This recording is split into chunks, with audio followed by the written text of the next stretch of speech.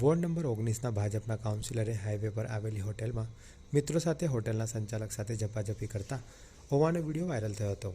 Highway પર આવેલી lucky હોટલમાં મિત્રો સાથે જમવા ગયેલ કાઉન્સિલર અલ્પેશ લિંબાચિયાએ હોટલના માલિક અને સ્ટાફ સાથે ગાળાગાળી કરી હતી. આ અંગે વાયરલ થયેલા વિડીયોમાં અલ્પેશ લિંબાચિયાના મિત્રએ જમવાના ટેબલ પર બોટલ સાથે રોકતા હોટલના માલિકે તેમને રોકતા ઘર્ષણ સર્જાયું હતું. વોર્ડ નંબર 19ના કાઉન્સિલર અલ્પેશ લિંબાચિયા અને મિત્રો હાઈવે પર લકી હોટલમાં મોડી રાત્રે જમવા ગયા હતા. કાર મારફતે પહોંચેલા અલ્પેશ લિંબાચિયાએ બહાર કાર પાર્ક કરી અને હોટલમાં ગયા હતા.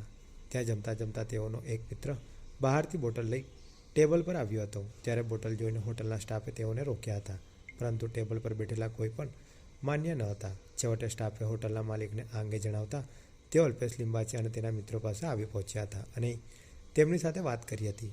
અત્રે ઉલ્લેખનીય છે કે સ્ટાફ ટેબલ નીચે મૂકેલી બોટલ હાથમાં લઈ ત્યાંથી જઈ રહ્યો હતો. તે સમયે એકાએક અલ્પેશ લિંબાચિયા અને અન્ય મિત્રો ગુસ્સે ભરાયા હતા. તેઓ માલિક અને સ્ટાફ સાથે ઝપાઝપી કરી બંને પક્ષે ઉગ્ર બોલાચાલી અને ઘર્ષણ સર્જાયું હતું, જેના સીસીટીવી વાયરલ થયા હતા. આ પોલિટિકલ ષડયંત્ર છે. હું દારૂ પીતો નથી. અમે 5-7 મિત્રો ત્યાં જમવા ગયા હતા. હું નોનવેજ ખાતો નથી અને દારૂ પીતો નથી. ત્યાં પહેલેથી જ અમારા 2 મિત્રો હતા. હું તો મામલો શાંત પાડવાના પ્રયાસમાં હતો અને ઝઘડાનો કોઈ વિષય જ ન હતો.